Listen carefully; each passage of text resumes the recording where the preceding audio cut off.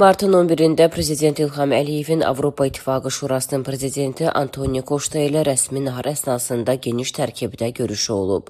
Söhbət zamanı Azərbaycanla Avropa İttifaqı arasında əlaqələrin müxtəlif sahələrdə inkişafından məmnunluq ifadə edildi. Xüsusilə təhlükəsizlik, enerji, nəqliyyat məsələləri üzrə dialoqun uğurla aparıldığı qeyd olundu. Bir müddət əvvəl Azərbaycanda keçirilmiş Cənub Qaz Dəhlizi Məşvərət Şurası çərçivəsində iclaslara toxunuldu və bu çərçivədə aparılmış müzakirələrin önəmi vurğulandı.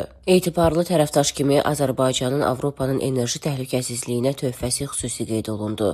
Avropa ölkəsinə qaz ixrac etməsi bunun tərkib hissəsi kimi qiymətləndirildi. Görüşdə həmçinin nəqliyyat, logistika və bağlantılar üzrə müzakirələr aparıldı. Bu məsələlərdə Azərbaycanın regionda mühüm rol oynadığı bildirildi. Orta dəhlizin tərkib hissəsi kimi TRIP layihəsinin önəmi vurğulandı. Bu layihənin davamı olan Naxçıvan dəmiryolu xəttinin bərpasında və yenidən qurulmasında Avropa İttifaqının iştirakına toxunuldu. Azərbaycanla Avropa İttifaqı arasında güzəştli tarif prinsipləri əsasında ticarət əlaqələrinin genişləndirilməsinin perspektivləri ətrafında müzakirələr aparıldı. Azərbaycanla Ermənistan arasında sülh gündəliyində əldə olunmuş nailiyyətlər xüsusi qeyd edildi. Avropa İttifaqının da sülh gündəliyinin irəli aparılmasına hər zaman töhfə verməyə hazır olduğu bildirildi. Söhbət əsnasında Azərbaycanla Avropa İttifaqı arasında rəqəmsal transformasiya, süni intellekt, data mərkəzlərinin yaradılması sahələrində əməkdaşlığın perspektivlərinə dair fikir mübadiləsi aparıldı. Görüşün sonunda Prezident İlham Əliyevlə Avropa İttifaqı Şurasının prezidenti Antonio Costa'nın birgə mətbuat bəyanatı qəbul edildi.